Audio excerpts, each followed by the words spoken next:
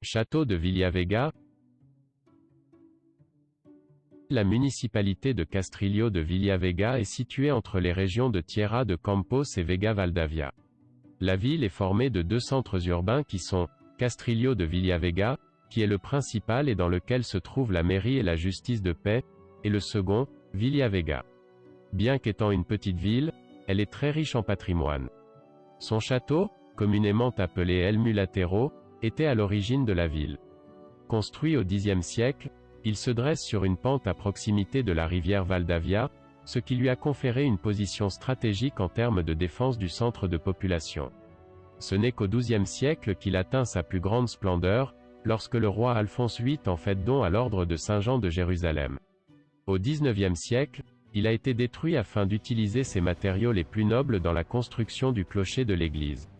De plus, une grande partie de ces pierres de taille a été utilisée dans la paroisse de la ville de Villota del Duc.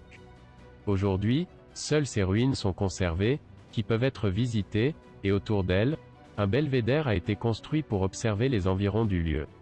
Le centre névralgique se trouve sur la Plaza Mayor, qui était autrefois entièrement couverte d'arcades, comme c'était la tradition dans la région.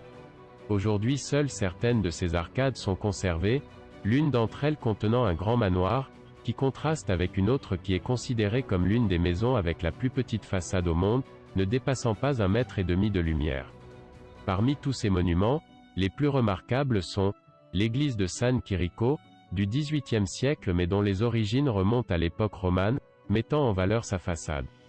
Les plafonds à caissons mudéjar de l'Humilladero del Bendito Cristo et de l'église de San Andrés, Villavega.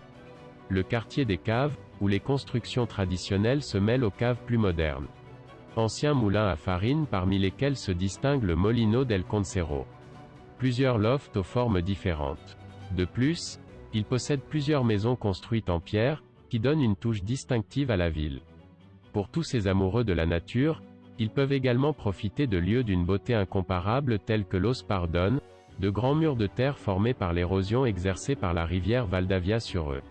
Vous pouvez également vous promener près de la rivière jusqu'à une ancienne usine de lin qui a ensuite fonctionné comme une usine de lumière. À tout cela, il faut ajouter les différentes fêtes, tant patronales que culturelles.